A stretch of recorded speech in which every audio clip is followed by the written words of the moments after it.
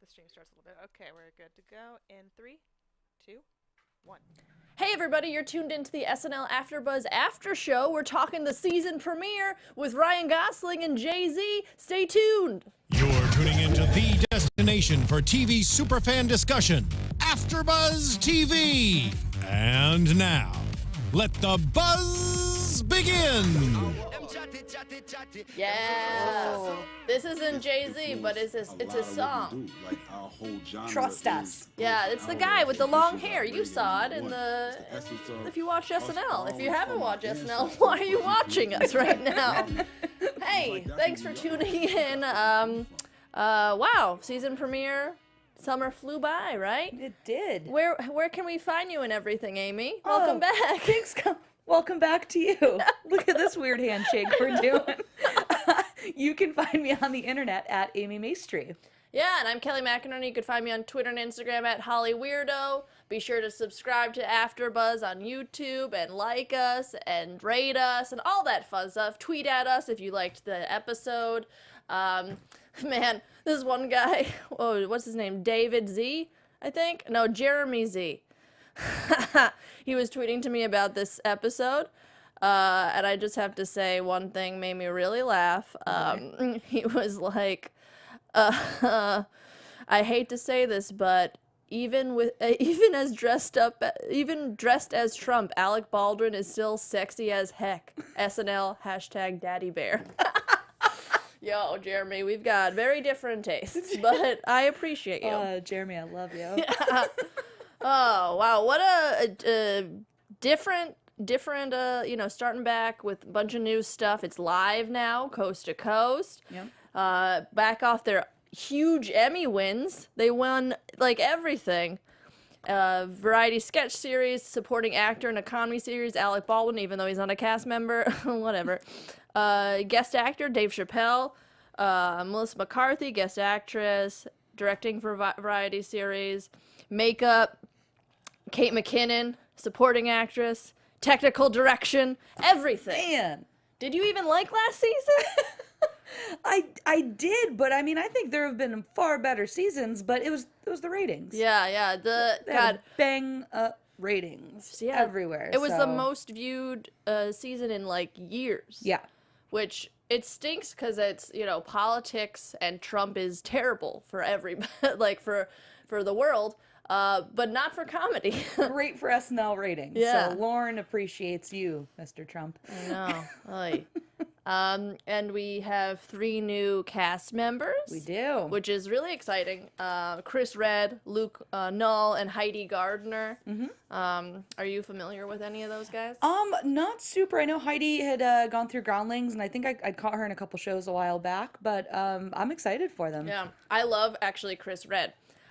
Because he was an LA-based comic, and he was in my favorite movie, Lorne Michaels produced, Pop Star, Hunter the Hungry. He killed it as a rapper. I'm very excited that he's on. Just so you can reference Pop Star in every single episode. Yes. Well, it's very similar to his portrayal in Pop Star. Guys, let me go on a tangent for the next 10 minutes. We're going to dissect parts of Pop Star. God, it's such a great movie.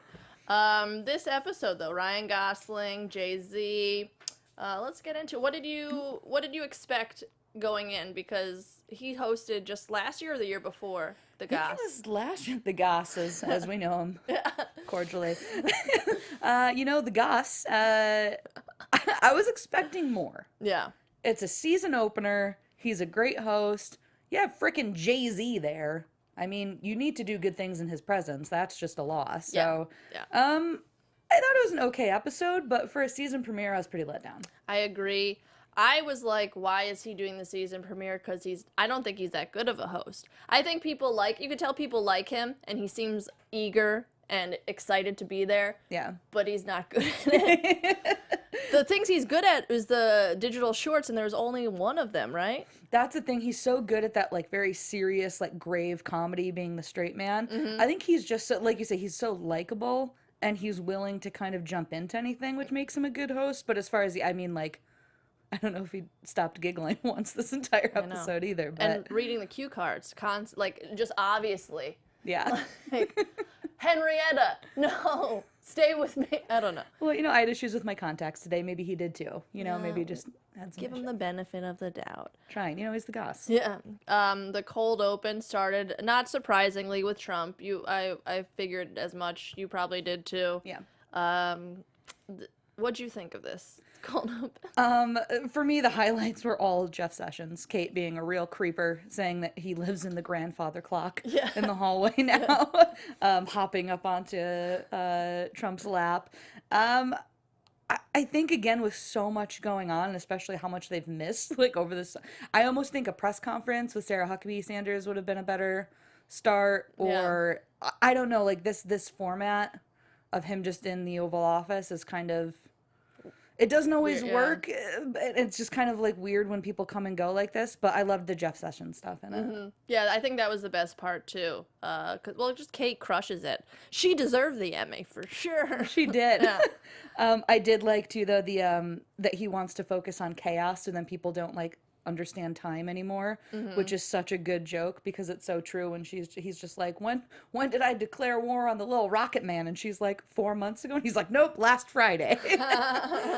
Which I think is a very, very on point joke. Yeah. And also terrifying. But Yeah.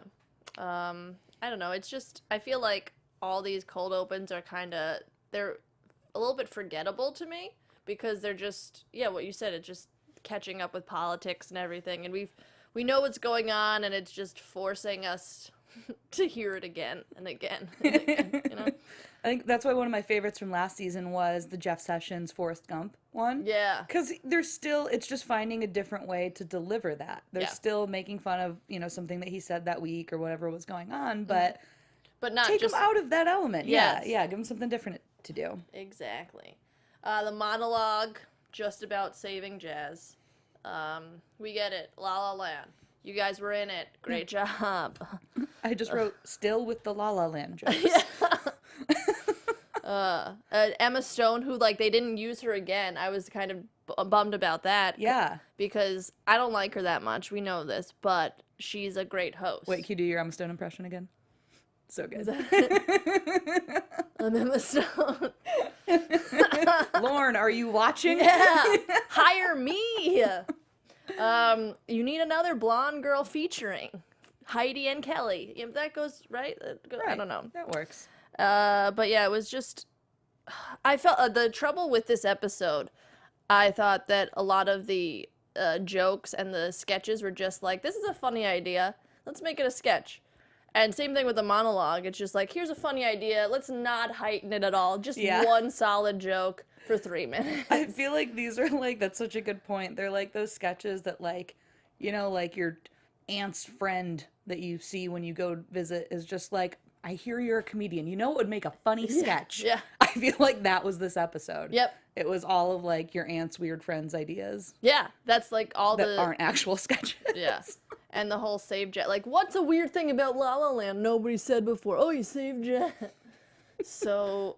Very unique point of view. And with the weird terminology, I don't know. Yeah, I did like Emma Stone coming in at the end. I think that was, like, one, like, at least payoff joke at the end of, like, you didn't save jazz, we did. And then, like, but it doesn't make it worth hearing 5 minutes of La La Land jazz jokes. Yeah. A year later. I know. And also be funny. Like, I feel like saving jazz is such a funny concept. You could be way more fun. Give him a weird hat. Yeah. Or something. True. Yeah. Sunglasses. Make him do this or whatever. I don't know. Some sunglasses and make him snap. Yeah. That's funny. Snapping's funny. Very true. I don't there know. You go. And then diving right into what was the hit when he hosted previously, Alien Abduction. What did you think of this? I mean, I kind of knew they were going to do it because it was so huge when he just kept breaking. And it kind of almost reminded me of, like, old school Will Ferrell, Jimmy Fallon, when Will would just get Jimmy on the ropes and he was just, like, crying, laughing. Kate was doing the same thing with, like, the physicality of just, like, putting her face into his butt, basically, and all that. He was just crying against the chair. So, I mean, I still think the first time they did this, they're never going to touch that one. Yeah, it's great. It's still always going to be funny because Kate her dedication to that character and like the weird lines they give her are good, but it's never going to be as good as the first time. I did like the butt part too, because it was like, we know you're gonna break, here, let's just hide your face when you're breaking and show off your assets because you're Ryan Gosling. There you go. Yeah. Credit to Cecily. Yeah. Sitting right there, and her face was just so like, what a great reaction the whole time. I don't think she broke once. Yeah. Some people can do it, Ryan. Gosh. God, yeah, get it together, Goss. I did like the end of whatever the kid's name was, Danny Randall. Who's Danny Randall or whatever? Well, I don't know, but he's not going to forget his 12th birthday party. Yeah. What did I wrote demeanor shoppers? I don't know. And then thinker. butt. Yeah, I don't know why I wrote that. And butt. Yeah, I know the butt part. Hey. That was funny. I think this might have been my favorite sketch though, because the rest of the jokes were ant ideas. Yeah. Except I did woke jeans was the next thing. I thought this was a funny idea because everybody's so worried about being PC now. Yeah. And I like the idea of taking it and putting it in, like, just jeans. Yeah. What'd you think of it? No, yeah, agreed. It's a great, like, different vehicle for doing it. Instead of just kind of making it the same old, like, the political stuff that they're doing, like, finding a different way to say something. I think this was a great way to do it, because even, like, that line of, like, defining someone by style is offensive. That's why these have no style. Yeah. Like, just making fun of themselves within it. And yeah, that like very much our millennial generation of just dum-dums who find everything offensive. Yeah. So yeah. I thought it was really good. I like this one a lot. One thing they never do wrong, I feel like, is their commercial parodies. I would like to say I submitted a writing packet to SNL. And if you guys see Rent a Baby, that was my idea. Okay, because I heard that they do steal. If they don't hire you, they still might steal your material. So Rent a Baby. I'm hoping they do steal my stuff. But yeah, I liked. They always are really fun with their commercial parodies. Yeah. Fliplets. This is where they took the idea. Ryan, you're really good at doing serious stuff. Yeah. Let's try and make it a live sketch. Try not to break. It was fine. What did you think of it? Wow, Kelly, you paint a picture with your words. Agreed. Agreed on the fine. Yeah. I think once he got really weird and dark, it got better. Yeah. So I think they should have done that sooner, because until then there wasn't really any heightening in it. Mm-hmm. I think though, again, if they gave them something more to do, this could have been better if it was like more of like a promo where, yeah, the three of them are talking live, but then they have taped segments of like them interacting with the families. Yeah. And like the houses that they're flipping or something, and seeing how he interacts with like other humans. Mm-hmm. I think that would have been a lot funnier, because it gives them something more to do. Yeah, or even just working on the houses instead of just standing static. Yeah, exactly. That's a good idea. Take note, SNL. Rent a Baby and whatever I just said. Yeah. Move around. Talk to people. Do things. Yeah. I think it's also it's interesting to me that Mikey, Alex, and Melissa are still featuring, because Mikey and Alex are in everything. They really are. Yeah. When Beck showed up at the end, I was like, oh yeah, Beck. Yeah. Hey, Beck.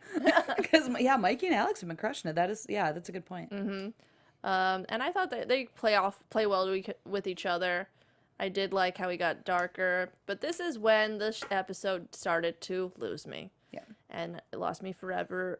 Just when it was about to lose me, though, JayZ shows up and just, warms my heart.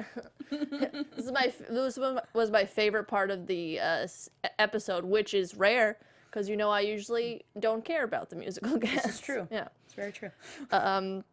His first song, he did "Bam," and he wore a Colin K jersey. Controversial, but not really, like, good. Yeah. Yeah. Protesting police violence. That's what basketball players. That's why they're not standing up. Kelly knows sports. Or not basketball players, football players. There's actually a joke in Update about how the NBA won't do it, too. Or like the commissioner of sex doll joke. We're not making any sense right now. Let's just say words until people get confused. Yeah. So they have been taking a knee to protest police brutality. Yeah. Which of course everyone's saying, one way or the other, that they think it's against the flag or the country or, and then Trump goes on a tweet rant at 4:00 in the morning because he has nothing else to do. Yep. But yeah, so it was nice to see him just doing that, just like those little statements. Yeah, he's just so smart, and he looks like he lost weight. Looking good. I did not like that he did the Beyonce song. It annoyed me. So I was hoping he was going to do the mom song. Like, he has that song about his mom becoming a lesbian, which is kind of cool. But I don't like that he did that, because you could just tell that they have, like, a business relationship. That they do this just to, like, to be in and stay popular and cause, like, stir pots a little bit and just help each other out. Be like, oh, but whatever. I still love him. I love the production value of the music now. It's getting better. Yeah, it was pretty cool. Yeah. I enjoyed that. Also, me and Damian Marley have the same dance moves. Oh, hell yeah. We have the same hair. Excited. I just changed it. You just chopped it off.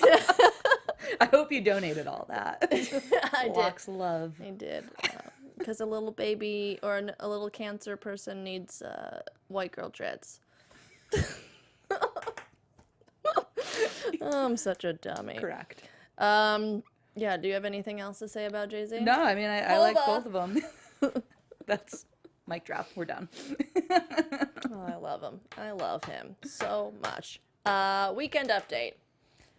What did you think? A little Che went off. As he does. As he does. Which I like. Michael Che called Trump a bitch. And that was my favorite thing that I think I've ever seen in my entire life. Yeah. I thought the jokes were actually pretty good. Like, I didn't think it was great, but I liked a lot of the jokes. I liked Colin's that he's making excuses while half explaining what an island is. Yeah. I feel like that was a very appropriate way and the of explaining cutaway, that. the actual showing Trump do that is like, oh wow, oh wow, Yep. cool. Yeah, that is a thing that happened. But yeah, I loved the joke about half Hugh Hefner getting buried in a folder marked work stuff, which I thought was fun. And I always love when Kate does Angela Merkel too. Yeah, she was great as her, and I liked the little box, the Obama box. I didn't like the guy who just joined Soho House, guy who bought a boat, but I get it because they are. At the end, they were like, we're everywhere. And it's like, yeah, everybody knows at least one of those pieces of shit. Yeah, that's true. I thought Gosling was pretty good at that. Scloozy clue. I did laugh at some of the lingo. And also, it was funny to see the captions not picking up what it was saying. Yeah. It's like, that's not what he's saying. Incorrect. But... Yeah, I'm always torn on that character because I think he's so good at playing that character. And it's impressive, too, just because, like, the words that they're saying are not normal words in normal order. So, like, he's always really impressive when he does it. It's not my favorite thing. I don't think it's the funniest thing. But, yeah, just the idea of, like, oh, my God, I've met that guy. Yeah. You meet them every weekend at the bungalow in Santa Monica. It's just filled with go them. there. Have fun. I really want to... I watched Flatliners. This is a little bit of an off thing, but Flatliners, and there's a guy in it that lives on a boat, and then he lives on a boat. I was like, I gotta find a dude that lives on a boat. I would just like to be with a man one night on a boat. That makes sense. Go find this guy. He's an amazing lover, I hear. Just what did he say? 3 punches or whatever. 3 pumps. Pumps. Yeah, 3 and done. 3 pumps. 3 pumps and done. I think I'm that person, which I'm worried about because I do cut words short. And I like to make up weird nicknames for words that don't make sense. You might be that douchebag. Hey, it's okay. I call my room the douche room because it has. Oh, then yes. It's got my light changes colors, and I have a sign that says "Yeezy taught me." I'm a piece of shit. You're so that piece of shit. Hey, at least I know who I am. But yeah, I liked Update too because I don't think it's easy to be funny in this political climate, even though SNL is and they're like sweeping the Emmys. Yeah. But I like to see Che and Jost just be real and be like, especially Che, because it's really hard to be a black man right now. Yeah. And you could see he's so pissed, and I like the realness of the Update is considering like the rest of SNL is like wacky and bananas now. Yeah, that's really true. And like when Che will go off on these like really great, like well-written rants that are just so funny but also so real. Mm-hmm. I love too when like Colin will kind of like, he does such a good job of like being the token white guy kind of at the end, like when Che made the joke this weekend about you know who was always the first person to die in those movies. Yeah. And Joe's just like, not me. And goes into his next joke. So those little moments, again, like it keeps it light and fun, but they're still making a point while they're doing it, which I think is really important. Yeah, I think that's good. Did he make a joke about like how people care more about the flag than other people, like than black? Yeah. Which is, it's true, and it's like, people are dumb. Yeah. The flag. I don't know. We're not. I don't know if we could be political, but you guys already know. You're watching SNL. It happens. Yeah. I don't know how many Trump fans are still watching SNL. I know. I know Trump still is, but Yeah. he has more time on his hands than most others do. So 4 a.m., dude. And yeah, this is when SNL went off the deep end. I literally wrote WTF for this. Henrietta and the Fugitive. Reading cue cards, WTF, too long. Those are my notes. Because it was just one joke. yeah. And that was it. Yep. Sure, 80 was great. I mean, you're going to have a shit ton of fun being a chicken. This is true. Let's be honest. What did you think? Yeah, I wrote what I might like. Yeah. The whole time I'm just watching it, I'm sitting there on my couch with my roommate's cat, and I'm just looking at her. I'm going, Nina, what? Do you know what this is? I agree, it was way too long. Ryan Gosling was literally leaning in to look at the cue cards at this point. But yeah, for some reason, if this was way shorter, I think I would have actually liked it. Because it's just so weird, and like at the end when 80 breaks too, and she's just like, Barcelona, and her scarf falls off. Like, I think that was a perfect ending for it in a way, because it was just such a weird sketch. So to end on like a breaking moment and like something going wrong kind of tickled me a little bit, but I was very confused. Me too. This is an ant thing. Hey, how about a sketch where a fugitive hooks up with a chicken? That's funny, right? Right. And she's got to have a funny name, Henrietta. That's a chicken name. Does he get it? Yeah. She's like a hen. Yeah. And there'll be cops and guns, and it'll be very exciting. Yeah. Black and white. It's all black and white until the end. And it'll be futuristic because we go to a time. There's a time jump. They have like the little segue with like the cop car. So and long. then the it was like a whole kind of production. Yeah, and why was the future not black and white? I don't know. And then Terrazano's pasta dishes. Hey, what if you, how about, you know those pole places, like where you try stuff? What if somebody gets pissed that they eat pizza? Like just real pissed. Like that's it. They just get real mad. An actual verbatim interpretation of what happened in the writer's room when this was pitched.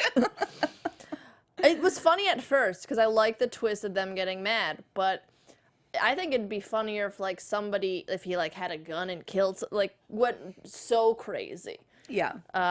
Just one joke, and it was too long. Made me really want pasta though. Yeah, I think with something like this, you have to kind of go off the deep end and go a little bananas in it. Otherwise, it is just, you can't just keep doing this one joke, you know, one trick pony through the whole thing. It's a good, like, kind of fish out of water sketch where, like, the other tables are like, no, don't rope me in. Mm-hmm. But when they don't get crazy enough, it doesn't work as well, because then there's not as much of that difference between that third one compared to the other two normal ones. Yeah. If you don't get that crazy. So I think they needed to just go batshit in this one. Yeah, it would have been way funnier. I did like that they utilized the new cast members. They were in the Gene sketch too, but I liked that they gave them a few lines. Yes. But other than that, stupid. Yeah. Just like, hey, you know, what if somebody really hates the Avatar logo because it's just by pirates? But, like, really hates Like, really, really hates it. And that's a sketch. Yeah. No. I like the idea that they thought of this funny idea and made it super dramatic, but I wanted somebody to die or something, you know? Yeah. Not just get in a car accident. I get the whole trope they're trying to do. Like, it was, like a parody of all these dramatic movies. Yeah. That's why he's all wet and all that, but come on. I think Kelly's notes on everything today. Kill everyone. Why aren't people dying? Die. Here, I got an idea for you. Kenan dies. That's it. I'm sold. You had me at Kenan dies. Yeah, what did you think of the papyrus video? Yeah, it was another one of those just like, who was thinking of, it's too bad because this was similar in tone to that, like the Santa one that they did with Ryan that was just like, so good because he was just crazy and so intense and so angry. And like he brought that same level to it. I thought he was great in this. It was just something, again, like, what was this, like 3 minutes? You can't fill up 3 minutes with someone yelling about a font. Yeah, like nothing else happens. Yeah, I think because at least not believing Santa's real is a way, it's not as niche and it's a stronger opinion than like, I hate this font. Like, I get it that it was important to him. Yeah. But it was still too, like, little or still not as believable. Yeah, I think that's a funnier, like, character quirk for someone to have who is in a sketch. Yeah.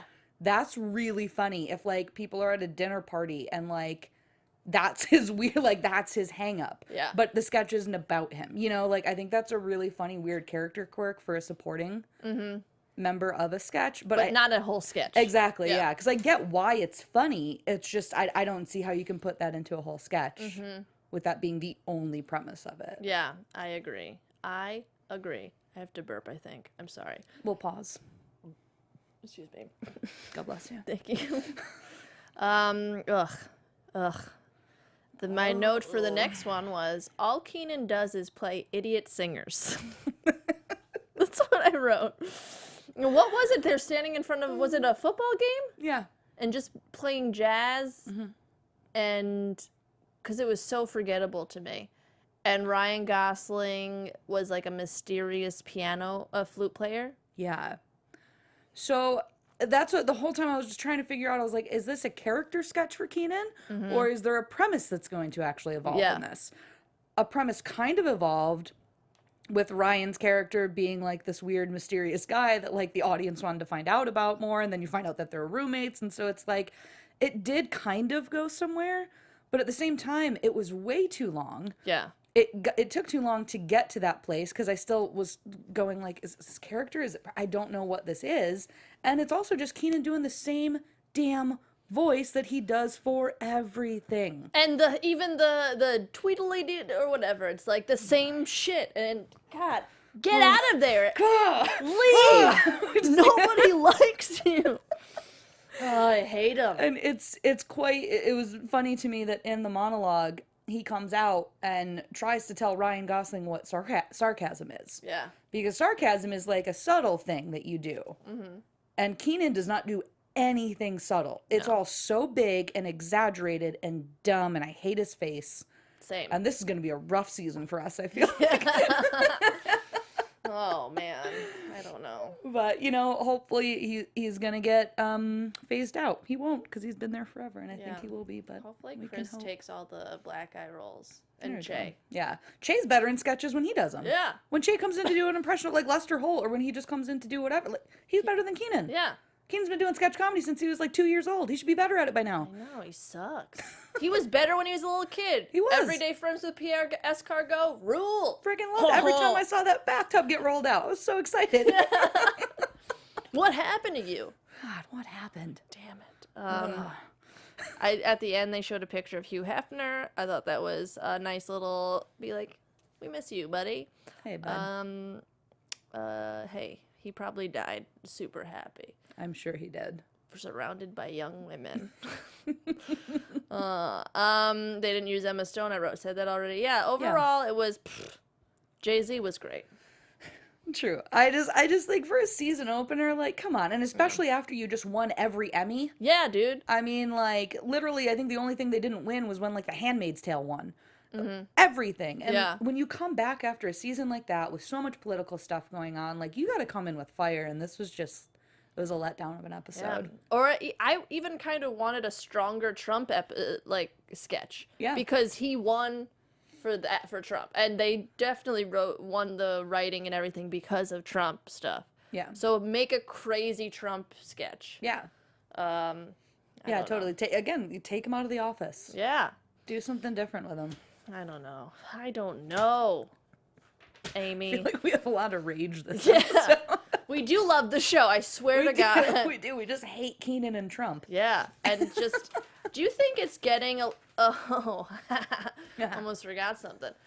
Do you think it's getting, like, dumber because of Trump's America? Like, I feel like it used to be well written, and now it's, like, little, like, lazy.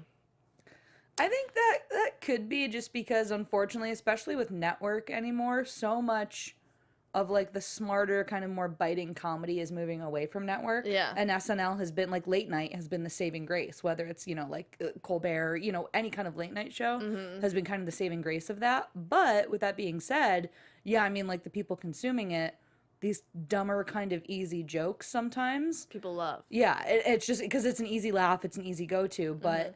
And it's still, there's a mix, you know, it's like every once in a while you do still get those sketches that you're just like, wow, like, that's incredible writing, but... yeah, this was a lazy episode. Yeah. People aren't reading anymore, you know? People don't read the books anymore. Yeah. Speaking of, you know, book clubs are back in action? I didn't. And many other fall activities. So that's why, like, you guys should check out audiobooks. Have you heard of these things? I have. I haven't partaken in them, though. Yeah. You don't have to read them. You could just listen to them and complement your busy schedule.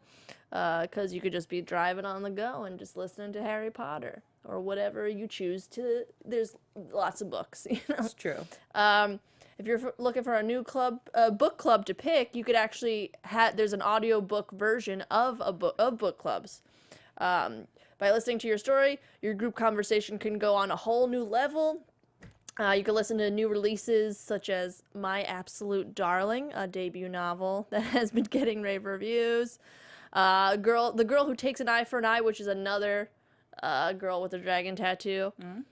So if you go to tryaudiobooks.com/podcast, you could go there to find some book club suggestions, discussion questions, and all that stuff.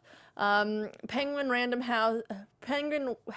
House Audio is the premier award-winning audiobook publisher that made this. Nice. Check it out. I just tried to do a book club this summer, and we did Big Little Lies. Oh, Yeah, good choice. It's a fun book. It's a fun, crazy book. Nice. Just like the series. But yeah, overall, we'll see this season, you know? Yeah, I think, you know what?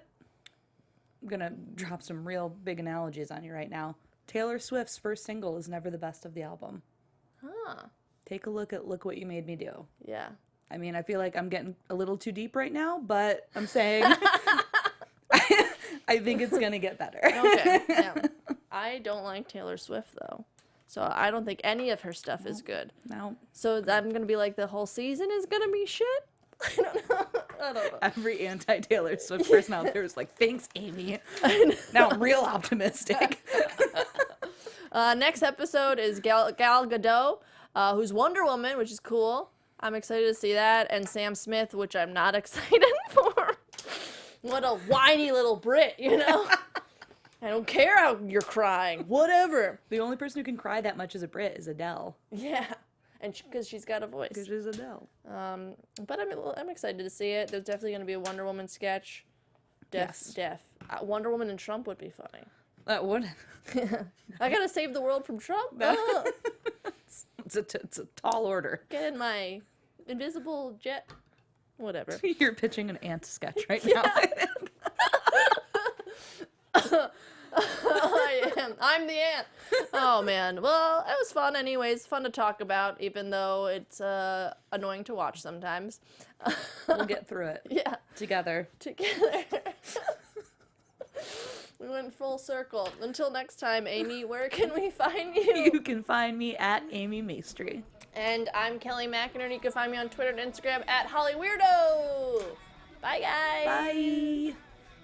You're tuning into the destination for TV superfan discussion.